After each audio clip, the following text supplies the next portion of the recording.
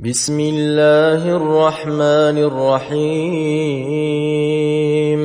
تبارك الذي بيده الملك وهو على كل شيء قدير الذي خلق الموت والحياة ليبلوكم أيكم أحسن عملا وهو العزيز الغفور الذي خلق 7 سماوات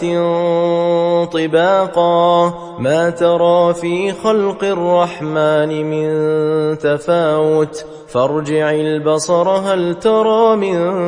فطور ثم ارجع البصر كرتين ينقلب إليك البصر خاسئا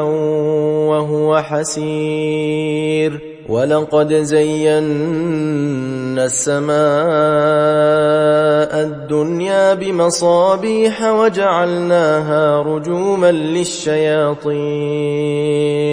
وأعتدنا لهم عذاب السعير وللذين كفروا بربهم عذاب جهنم وبئس المصير إذا ألقوا فيها سمعوا لها شهيقا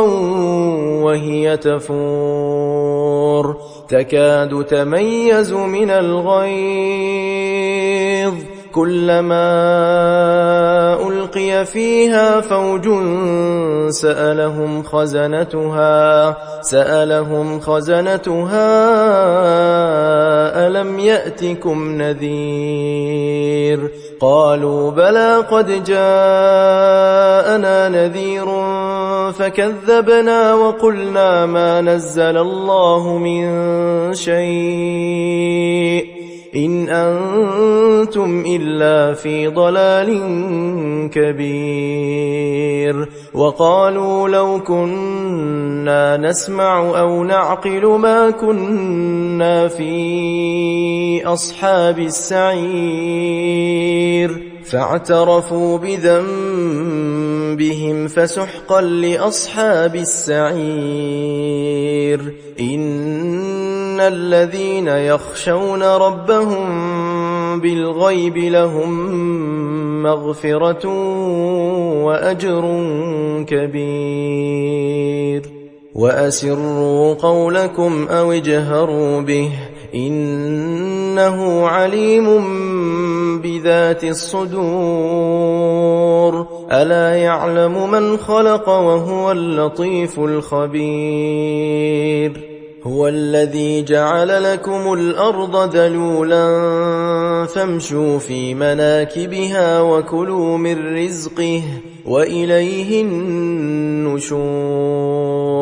أأمنتم من في السماء أن يخسف بكم الأرض فإذا هي تمور أم أمنتم من في السماء أن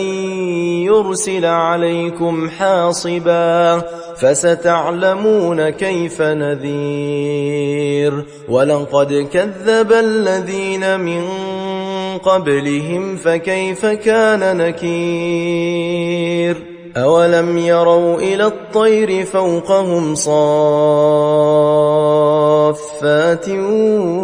ويقبضن ما يمسكهن إلا الرحمن إنه بكل شيء بصير أمن هذا الذي هو جند لكم ينصركم من دون الرحمن إن الكافرون إلا في غرور أمن هذا الذي يرزقكم إن أمسك رزقه بل لجوا في عتو ونفور أفمن يمشي مكبا على وجهه أهدى أمن يمشي سويا على صراط مستقيم قل هو الذي أنشأكم وجعل لكم السمع والأبصار والأفئدة قليلا ما تشكرون قل هو الذي ذرأكم في الأرض وإليه تحشرون ويقولون متى هذا الوعد إن كنتم صادقين قل إنما العلم عند الله وإنما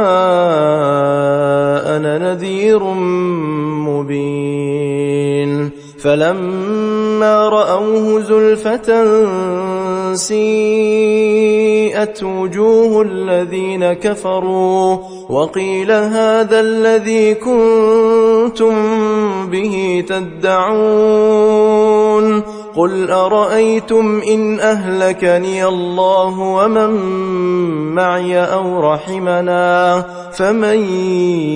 يجير الكافرين من عذاب أليم قل هو الرحمن آمنا به وعليه توكلنا فستعلمون من هو في ضلال مبين قل أرأيتم إن أصبح ماؤكم غورا فمن يأتيكم بماء معين